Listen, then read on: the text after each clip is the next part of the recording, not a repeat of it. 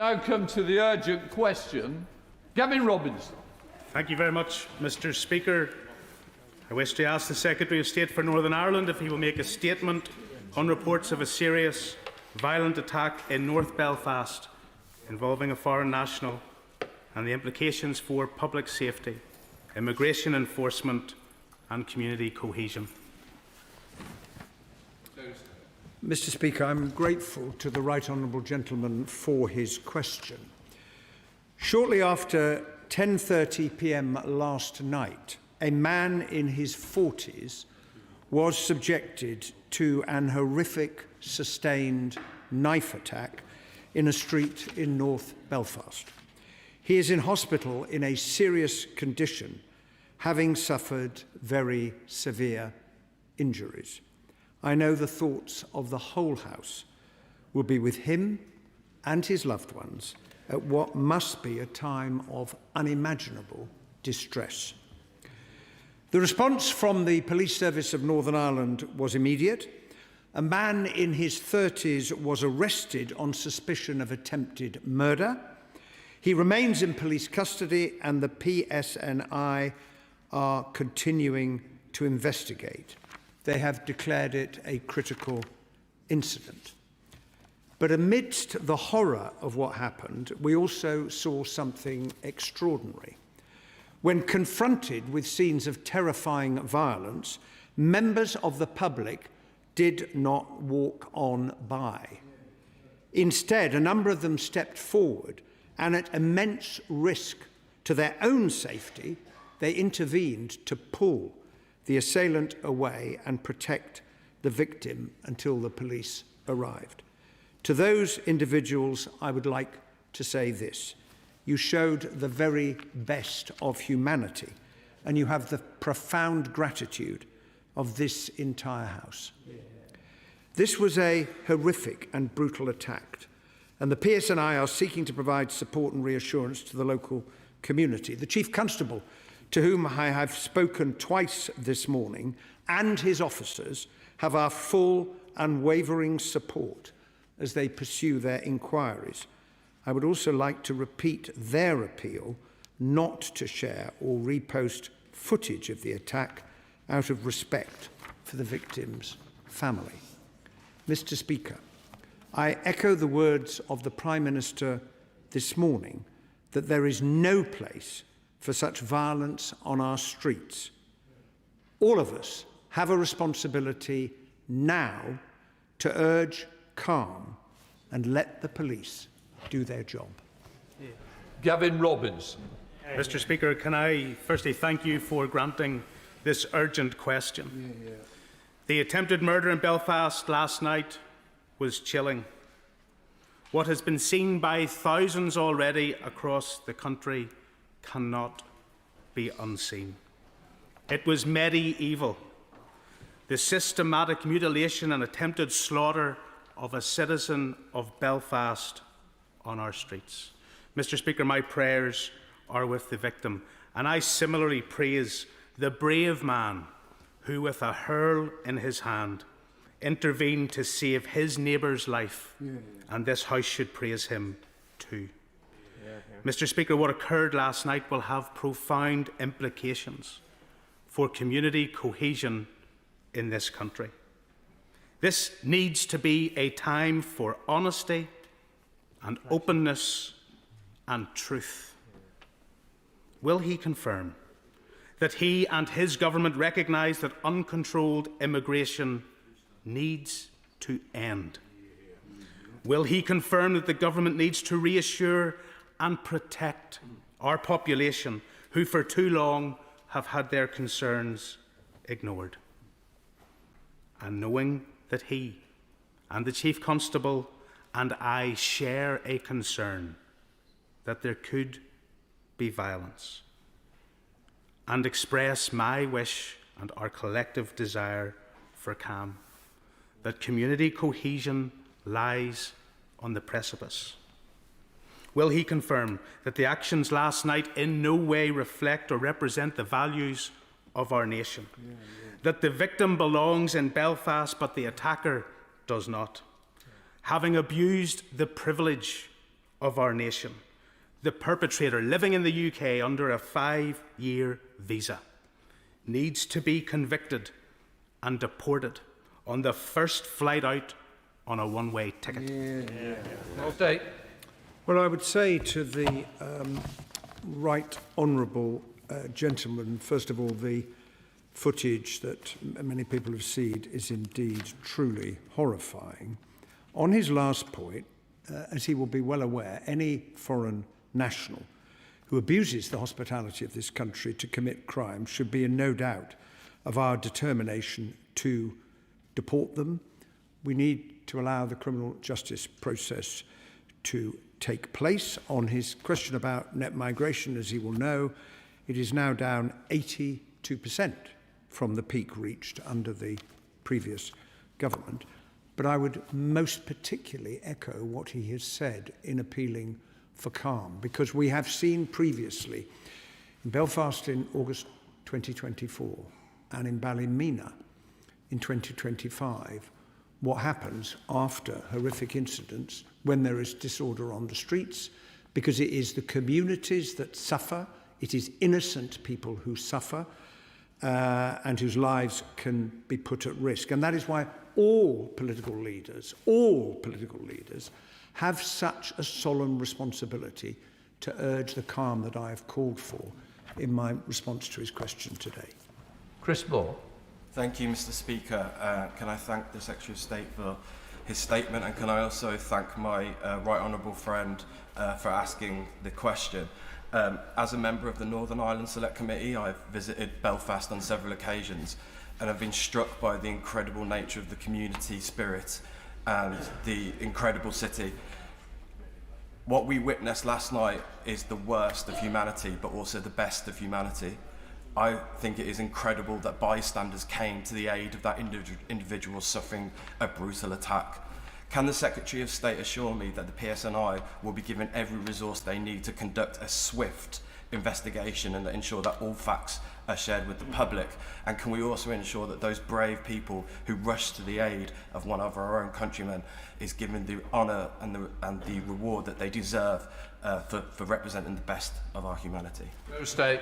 Well, I say to my honourable friend that I know from the conversations I've had with the Chief Constable this morning that the PSNI are treating this, of course, as the House would expect, with the utmost seriousness and are pursuing their inquiries. We need to let the police investigation and, in due course, any criminal justice process take its place. I am in favour of as much information being shared as soon as possible, and I would report to the House, Mr. Speaker, that the PSNI will be holding a press conference in approximately 5.5 minutes' time to provide more information about the incident.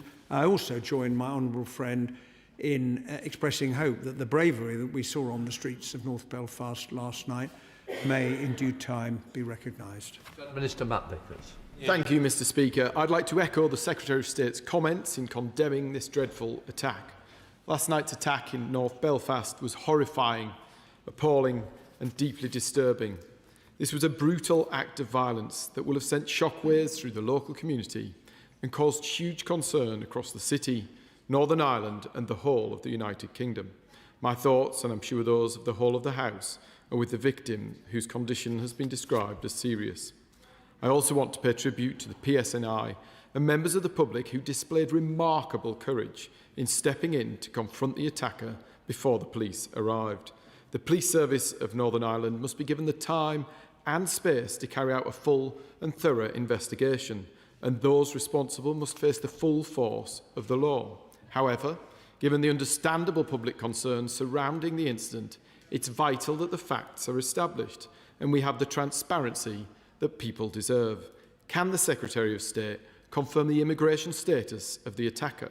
If, as is reported, the attacker is a foreign national, what steps will the Home Office take?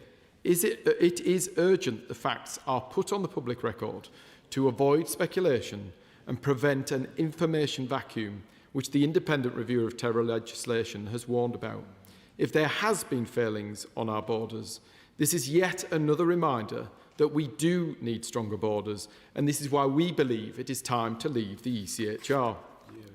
I encourage all who have evidence of the attack to come forward and support the PSNI in its investigation. I join the Secretary of State and all communities in condemning this horrific attack. Secretary of State. Well, I'm grateful to the honourable gentleman for his comments and for the tone in which he expressed them, because it is, I think, very important that we act responsibly in these circumstances. I agree, as I've already indicated, that information should be made available to the public. The proper procedure in answering his very specific question is for the PSNI to be in contact with the Home Office, which I know they have been doing, in order to establish the facts around the individual. And I would anticipate, as I say, it's proper that the police provide that, as they are leading the investigation. And I anticipate that more information will be made available shortly by the PSNI, is the right and proper approach. I would have to say, however, I do not agree with what he said about the European Convention of Human Rights. It's very important we have it because it protects the liberty of all of us.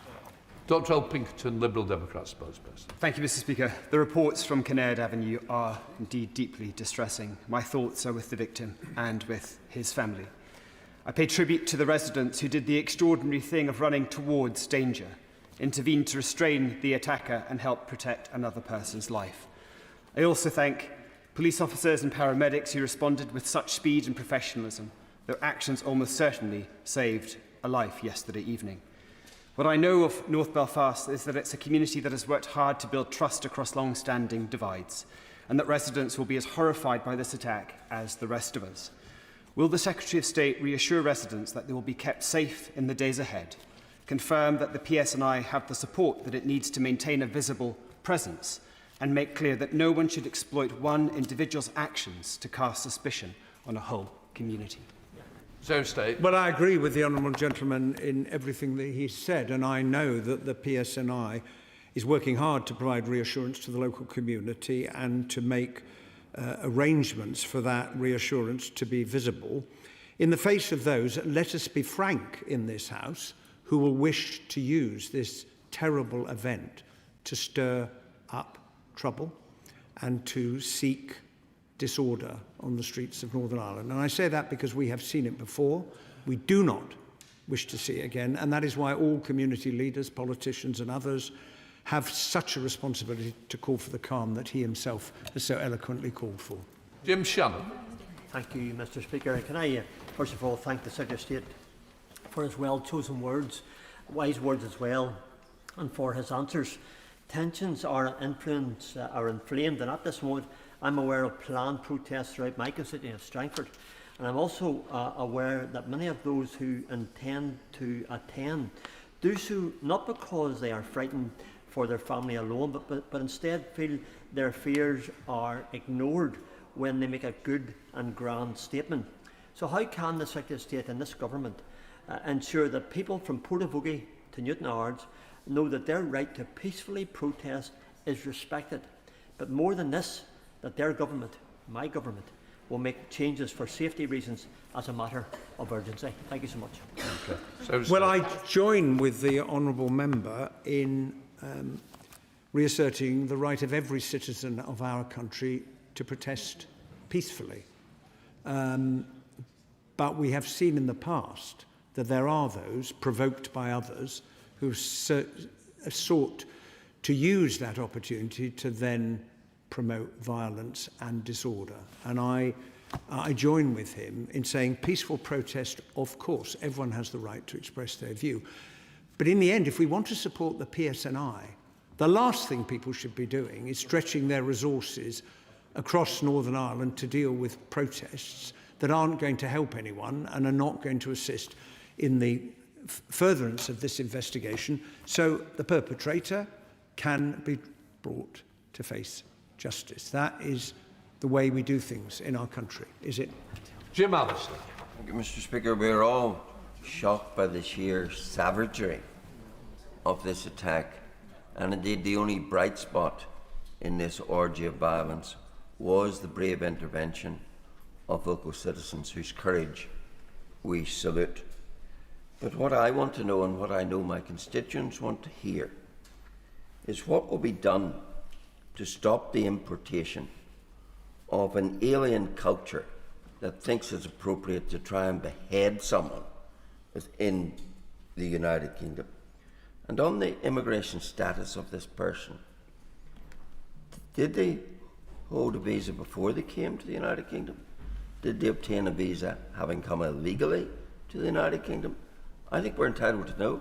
And I do say to the Secretary of State, this House should be getting its information from the Secretary of State, not from the press conference of a Chief Constable.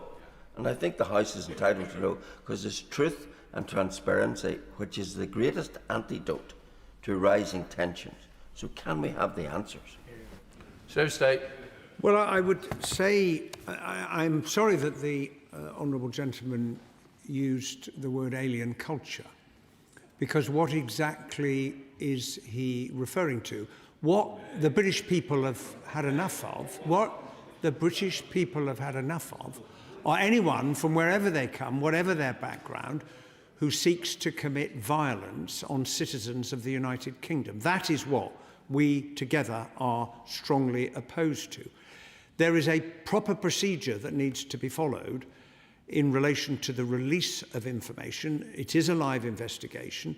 I think it is right and proper that the police lead on that, and that is why it is the police who have been in touch with the Home Office and will provide further information. And as soon as I am also able to update the House, I will do so.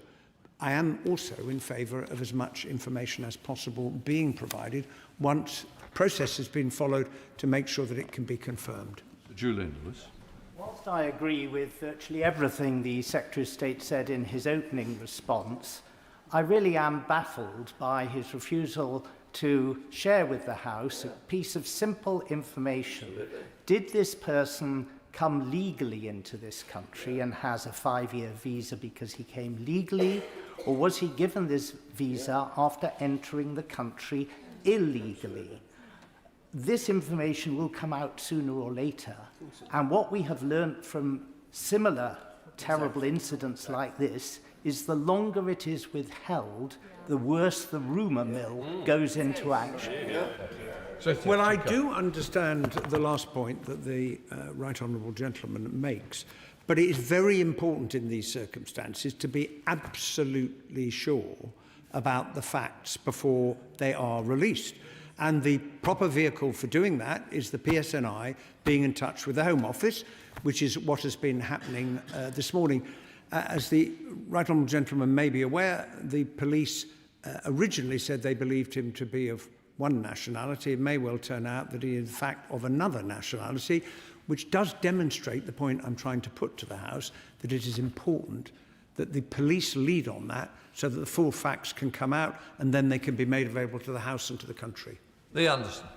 Mr. Speaker, of course the Secretary of State will know the answer to this question. Did the assailant enter the United Kingdom as an illegal migrant stroke asylum seeker? Well, until I am in a position, by talking to the honourable gentleman's asked me a question, would he do me the courtesy of allowing me to answer it? Until I am in a position to have that confirmed, I cannot confirm it to the House. As soon as I can, I will. But as I've already explained, it is the PSNI that is leading on answering the very legitimate question that he has asked. Robin Swan. Thank you very much, Mr. Speaker. The right honourable member for East Belfast described this incident as medieval. It wasn't just medieval, it was pure evil when we saw what happened on the streets of the United Kingdom. And while tribute has been paid for those members of the general public who stepped in and the emergency services that responded, can I also seek a reassurance from the Secretary of State that those members of the general public who stepped in will actually be recognised and not be persecuted or prosecuted for the actions that they actually took in regards to attacking that individual? And can I also encourage the Secretary of State to come forward and fill the vacuum of information that's out there, because he does know more than I think he is telling the House at this minute in time in regards to this incident. State. It was an act of pure evil. I agree with the honourable gentleman in saying that. I'm surprised that he suggests there's any possibility of those who came to the aid of the victim should be at risk of prosecution because they were trying to save him when the judging by the footage, when the attacker was trying to inflict great harm upon him. And my judgment, having looked at that, is what they did was proportionate and fair. But that is for others to judge. It is important that they are recognised. I've already indicated the House. As soon as I have information that is confirmed and which I can be sure of, I will inform the House. Gregory Capp. Thank you, Mr. Speaker. Tens of thousands of people are horrified at the circulation online of the video that the Secretary of State has alluded to. And while he quite rightly congratulates the members of the public who intervened, and they did, whether it was a hurled bat or a cricketing bat, they took action. But what we need to see now, as tension rises, we need to see government action to restrict and inhibit people arriving in this country illegally, some of which carry out the actions that we saw on the streets of Belfast last night. Well, the honourable gentleman will be well aware of the action that the government is taking to deal with illegal migration. And I've also made clear to the House the steps we take if anyone, however they came to the country or whether they are from this country, commits a criminal offence, they will face due process. And any foreign national, regardless of how they came, who abuses our hospitality and commits crimes, can expect to be deported at the end of their sentence. Cole Lockhart. Thank you, Mr. Speaker. My thoughts are very much with the victim of this horrific attack last night, and I want to also echo the calls for calm in our communities. Communities in Northern Ireland are angry, they are demanding answers, and they deserve answers. Sadly today, I don't feel they're getting those answers, and it's not lost on the people of North Belfast, who is in this place today speaking up for working class communities who are very concerned about uncontrolled immigration and the fact that many houses now, that mayors won't even tell how many houses they have full of immigrants. So my question is, was this individual known to the authorities? How many other from the same country are currently being accommodated in Northern Ireland? How did they enter the UK, and what action this government is taking to prevent abuse of our immigration system, including via the land border within the Republic of Ireland? Well, I say to the honourable member that the public are right to be angry about what they witnessed in that appalling video and what they have heard about the attack that took place. As I've already indicated to the House, I mean, some of the questions that she's asked, I will endeavour to come back to her on. Others will be provided in due course once the facts have been checked. It's really important that the facts are checked before information is given to the House, because I won't want to stand here and say one thing and it turns out that is not the case. So checking that thoroughly is a responsibility on me before I inform the House, and that is what I intend to do. Khan. Thank you, Mr. Speaker. Can I also echo the sentiments of members in this House in sending my thoughts and prayers to the victim of this horrific attack? And in specific, can I also extend my gratitude to the local community who bravely intervened?